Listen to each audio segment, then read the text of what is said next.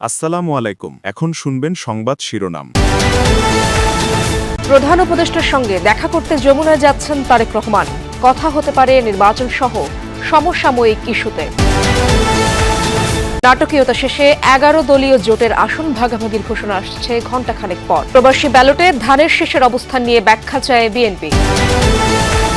বিপিএলে ম্যাচ না হওয়ায় স্টেডিয়ামে দর্শকদের ভাঙচুর। পরিচালক নাজমুলের পদত্যাগ দাবিতে অনড় কোয়াব। অনির্দিষ্টকালের জন্য স্থগিত টুর্নামেন্ট।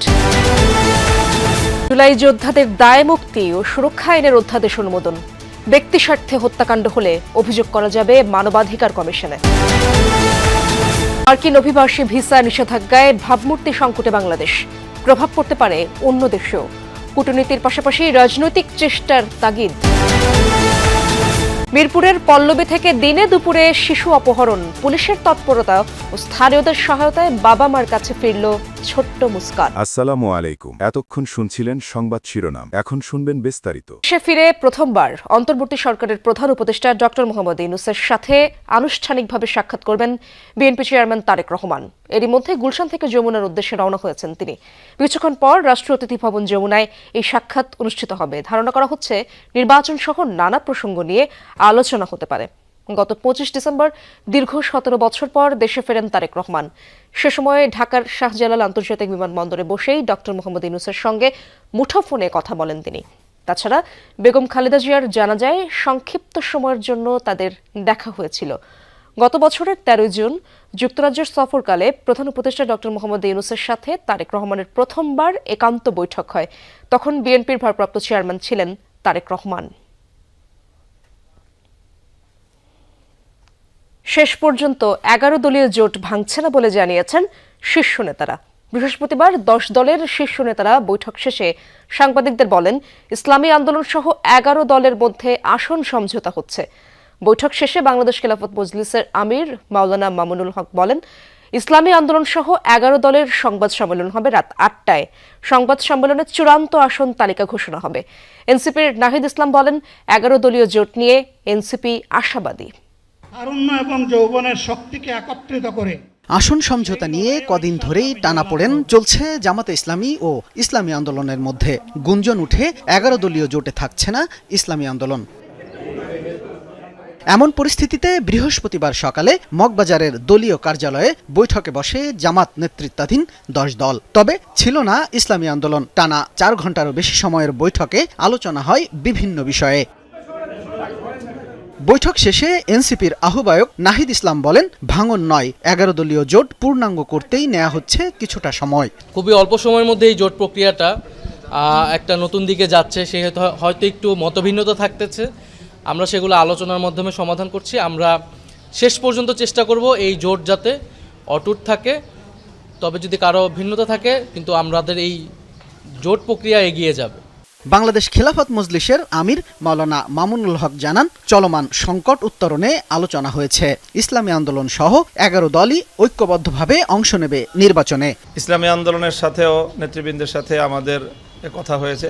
বৈঠকের আগ দিয়ে বৈঠকের মধ্যে থেকেও আমাদের কথা হয়েছে এবং আমরা আশা করছি যে আমরা একসাথেই রাত 8টায় আমাদের প্রেস কনফারেন্স হবে ডিপ্লোমা ইঞ্জিনিয়ার্স ইনস্টিটিউশনে। সেখানে ইনশাল্লাহ আমরা আমাদের চূড়ান্ত বক্তব্য যেগুলো সব ঐক্যবদ্ধভাবে আমরা উপস্থাপন করতে পারবো বলে আশা করছি। তবে জামাতে ইসলামীর নায়েবে আমির সৈয়দ আব্দুল্লাহ মোহাম্মদ তাহির বলেন, কিছু মতভিন্নতা আছে, তবে দ্রুতই সেটার অবসান হবে। প্রথম কথা হচ্ছে আমরা কোনো ঝামেলার ভিতরে নাই এবং আমাদের ভিতরে যে আলাপ আলোচনা হচ্ছে কিছুটা মতভিন্নতা হচ্ছে, এটা ঝামেলা বলা যায় না, ঠিক আছে। আর 2 নম্বর হচ্ছে আমরা রাত 8টায় কথা বলব। নেতারা বলেন, রাত 8টার সংবাদ সম্মেলনে আসন সমঝোতার বিস্তারিত ঘোষণা হলেই সব ঠিক হয়ে যাবে। সেই সংবাদ সম্মেলনে ইসলামী আন্দোলনের থাকারও ইঙ্গিত দেন তার। পোস্টাল ব্যালটে যে ভোট 22 তারিখ হওয়ার কথা, তা কোথাও কোথাও এখনই শুরু হয়ে গেছে, এমন অভিযোগ করেছেন বিএনপির স্থায়ী কমিটির সদস্য সালাউদ্দিন আহমদ। দুপুরে সিইসির সাথে বৈঠক শেষে এই অভিযোগ করেন তিনি।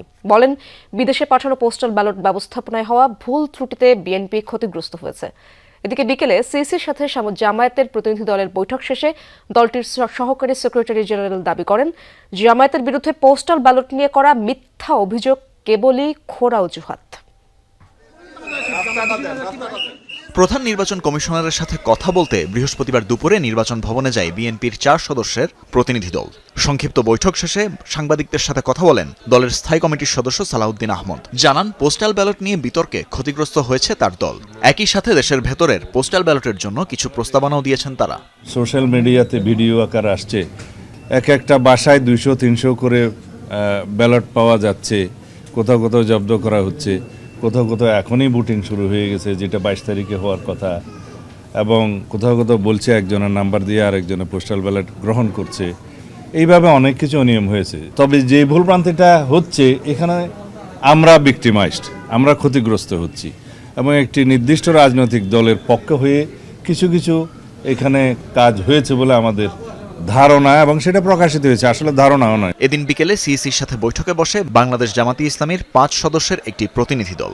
বৈঠক শেষে সাংবাদিকদের সাথে কথা বলেন দলের সহকারী সেক্রেটারি জেনারেল হামিদুর রহমান আজাদ। এ সময় পোস্টাল ব্যালট পাঠানোর প্রক্রিয়াকে সঠিক বলে দাবি করেন তিনি। প্রতীক বরাদ্দকে একটি কৌশলগত বিষয় বলেও মন্তব্য করেন তিনি। নির্বাচন কমিশন সেটা কোনো পদ্ধতি অনুসরণ করেন, সে অনুযায়ী যদি সিরিয়াল উনি করে থাকেন, এখানে তো আপত্তি করার কিছু নাই। এগুলো একেবারে লেম এক্সকিউজ, ছোটখাটো বিষয়, এগুলো নিয়ে আমার মনে হয় কোয়েশ্চন তোলার বিষয় নেই।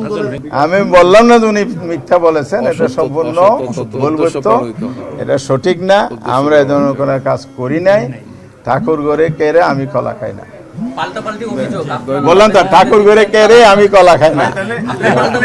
যেটা ওনারা করেছেন এটা আমাদের দায় চাপাতে যাচ্ছে। এদিকে ইসিতে আপিল নিষ্পত্তির শুনানির 6ষ্ঠ দিনেও মঞ্জুরের পাল্লাই ছিল ভারী। এদিন পিরোজপুর 1 আসনে বিএনপি প্রার্থী আলমগীর হোসেনের প্রার্থিতা গ্রহণের বিরুদ্ধে আপিল করেন একই আসনে জামাত প্রার্থী মাসুদ সাইদি। তবে আপিল নামঞ্জুর হয়ে বিএনপি প্রার্থীর প্রার্থিতা বহাল থাকে। জনাব আলমগীর হোসেন সাহেব ওই আসনে, পিরোজপুর 1 আসনে বিএনপির বৈধ প্রার্থী। ওনার একটা লোনের কথা বলা হচ্ছে, যে লোনটি ওনার পিতার ছিল, উত্তরাধিকার হিসেবে সেটি এককভাবে ওনার উপর বর্তায়নি। নিজেদের অভ্যন্তরীণ বাটোয়ারার ভিত্তিতে সেই দায়টি কোনোভাবে আলমগীর হোসেনের নাই। স্বতন্ত্র প্রার্থীদের অনেকের ছিল 1% ভোটারের স্বাক্ষর নিয়ে জটিলতা। এমন কিছু আপিলে প্রার্থিতা মঞ্জুর করেছে ইসি। দ্বৈত নাগরিকত্ব ইস্যুতে আটকে থাকা কেউ কেউ এফিডেভিট করে এদিন ছাড়া পেয়েছেন। একজন ম্যাজিস্ট্রেট সাহেব জিজ্ঞেস করতেছে, আপনি কি হাসিনাকে চিনেন? তখন উনি মনে করছেন শেখ হাসিনা মনে করে উনি ভয় পেয়ে গেছেন। পরবর্তীতে উনি সহ আমাদের এই নির্বাচন কমিশনে আসলেন। নির্বাচন কমিশন মহোদয় এই কথাগুলো শুনেছেন। রিটার্নিং কর্মকর্তাদের আরও দায়িত্বশীল আচরণ করতে হবে। আমাদের যে কাজ আমরা সাবমিশন করেছি, সেই সাবমিশনের পূর্ববর্তী মুহূর্তে তাদের জাস্টিফিকেশনের জায়গাটা ছিল না, সেই জন্য আজকে আমাদের আপিল শুনানি। নমিনেশন সাবমিট করেছি এবং আমি স্বতন্ত্র হিসেবে বৈধ হয়েছি। স্বাধীনতার শক্তি যাতে নির্বাচনে না আসতে পারে সেই নমুনা ওনারা দেখিয়েছেন। এছাড়া চট্টগ্রাম 7 আসনে বৈধ হয় হুম্মাম কাদেরের প্রার্থিতা।